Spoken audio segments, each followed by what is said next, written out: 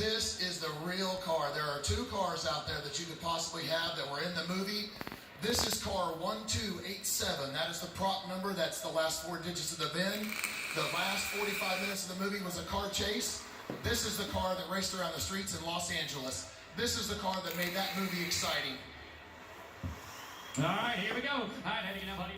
Well, that's pretty cool. An Eleanor from the movie. Small block Ford, 427 cubic inches. I see the VIN starts as an S. This was a 390 car, but that's ancient history. But yeah, very cool. An actual movie car from Gone in 60 Seconds, the remake. The remake. This one had Nicolas Cage and, of course, Angelina Jolie. The story of a car thief trying to round up a group of cars in one particular evening. And boy, this car was definitely the star of that movie. I do notice this one has an automatic transmission, and to be honest, I think to do stunts over and over and over, to have a guy behind the wheel, probably an automatic transmission a better choice for reliability and repeatability. There it is, although I think the car in the movie theoretically had a manual transmission. I remember Nick Cage banging gears in it, so this was a movie car here. It just depends on which shot you are going. But when you think about it, it's almost irrelevant what transmission is in this. What matters is what this was in. And this was in the movie that we've all seen.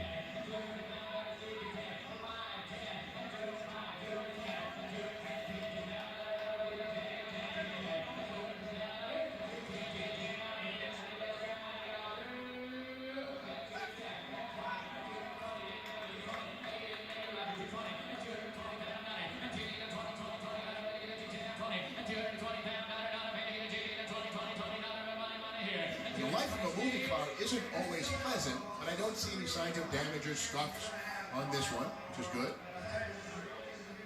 That's going to be absolutely amazing. This car is Eleanor. It's not a clone. It's not a copy. This is the real deal movie car, Eleanor. 15, 20.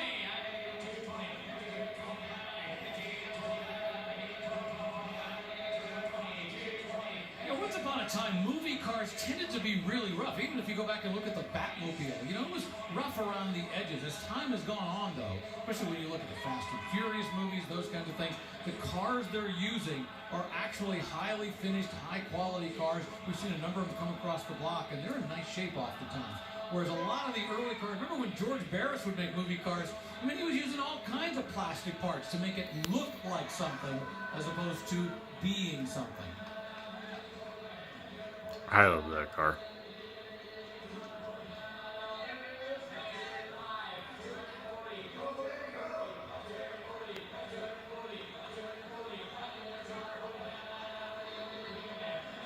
You guys, a little factoid about the Eleanor. Chip Foose was actually involved in the design of the body kit that was put on that Mustang for the movie Gone in 60 Seconds.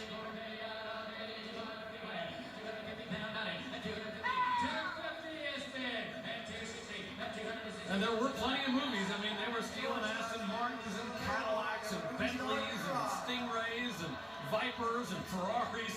If you thought it was a cool car in year 2000, well, it was in that movie. Well, price is getting up there. We're up to $270,000.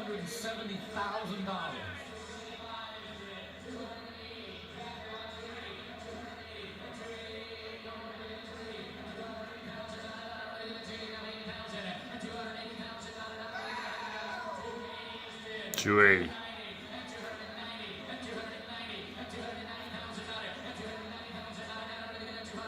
And as they pointed out, this comes with a certificate of authenticity that was signed by a guy named Ray Claridge, who's the president of Cinema Vehicle Services, saying that this was the car that was supplied to the movie.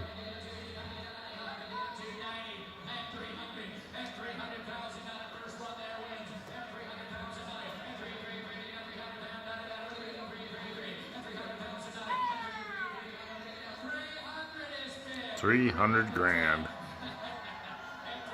You want my Eleanor tribute? That's easy. They just said first person to 300 wins the car. And they're still bidding.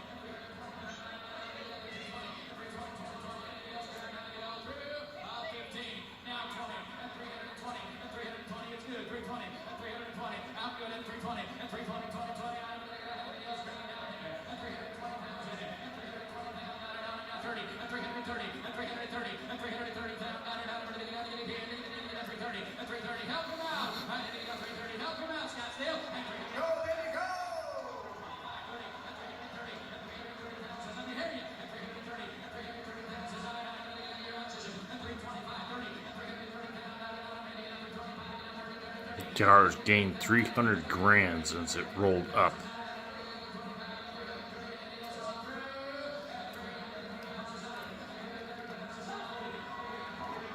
Wow, you're watching that bidder assistant working with his bidder, wanting to know, you doing it? You doing it? Looked like he was checking his phone, maybe texting with somebody, and then raises his hands and yeah.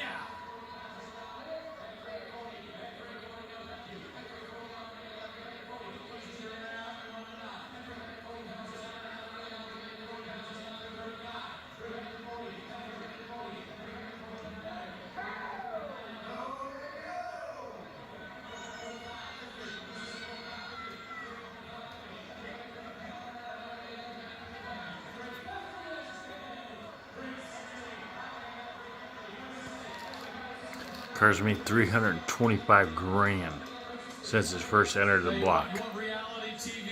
This is it, baby. Real money, real cars. Sold.